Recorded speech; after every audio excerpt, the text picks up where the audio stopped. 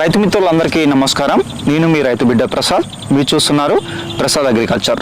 HMT వరి విత్తన రకాన్ని సాగు చేసినటువంటి ఒక రైతు ఫీల్డ్లో అయితే మనం అయితే ఉండడం జరిగింది. హెచ్ఎంటి విత్తన రకం అనేది బీపీటీ 5204 లాగా మనకైతే గింజను పోలి ఉంటుంది. చూడడానికి సన్నగా ఉంటుంది, ఎరుపు రంగులో ఉంటుంది. తినడానికి అనువైన సన్న గింజ రకం అనమాట. మనకు పంట కాలం చూసుకున్నట్లయితే ఖరీఫ్లోనేమో 115 రోజుల నుంచి 120 రోజులు ఉంటుంది. రబీలో చూసుకున్నట్లయితే 115 రోజులు మాత్రమే ఉంటుందన్నమాట. దిగుబడి చూసుకున్నట్లయితే ఖరీఫ్లోనేమో 28 క్వింటాల నుంచి 30 క్వింటాల వరకు వస్తుంది. రబీలో చూసుకున్నట్లయితే 30 క్వింటాల పైన రావడానికి అయితే అవకాశం ఉంటుంది. పిలకల సంఖ్య చూసుకున్నట్లయితే 25 పిలకల నుంచి 35 పిలకల వరకు అయితే రావడానికి అవకాశం ఉంటుంది. కాండం దృఢంగా ఉంటుంది, గాలివానలకు పడిపోకుండా ఉంటుందన్నమాట.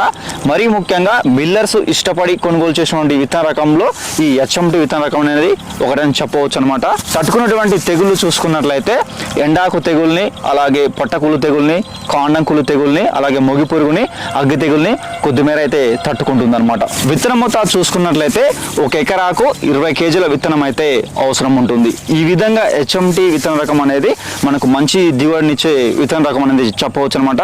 దాదాపుగా మనకు 2 తెలుగు రాష్ట్రాల్లో ఈ హెచ్ఎంటి విత్తన రకాన్ని ఎక్కువ మోతాదులో సాగు చేస్తారని కూడా చెప్పవచ్చు అనమాట.